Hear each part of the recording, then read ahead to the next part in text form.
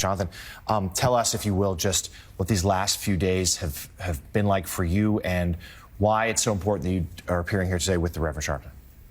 Well, so I will be honest and maybe a little more vulnerable than I normally would be. These have been some of the hardest days of my adult life. I don't ever remember a moment like this. I have family in Israel right now under siege and being deployed to the front lines. I have staff who can't locate their family. I have friends who are gone.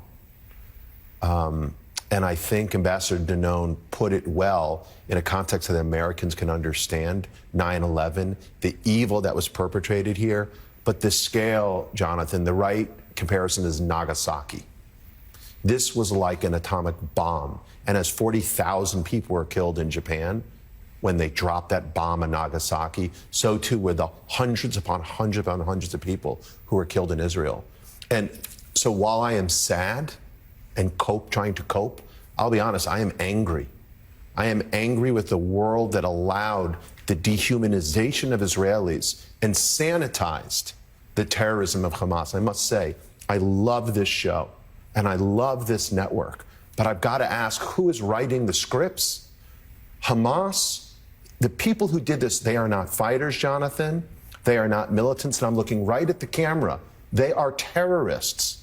It is a barbarian who rapes and brutalizes women, who kills children in front of their parents,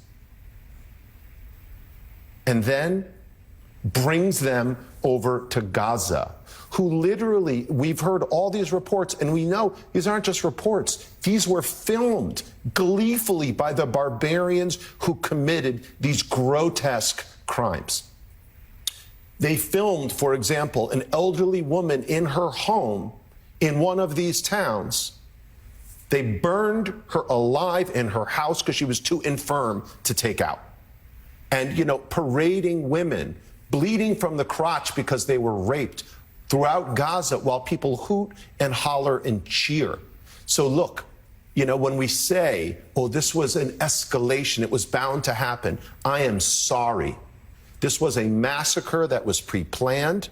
This was not destined to happen. It is not normal to shoot teenagers in the back, hundreds of them. So I just think, guys, get the story right. And all these pictures of missiles or the rubble in Gaza, please talk to the Israeli mothers and fathers who lost their children. Talk to the grandchildren whose grandparents were seized as hostages. And please stop calling this a retaliation.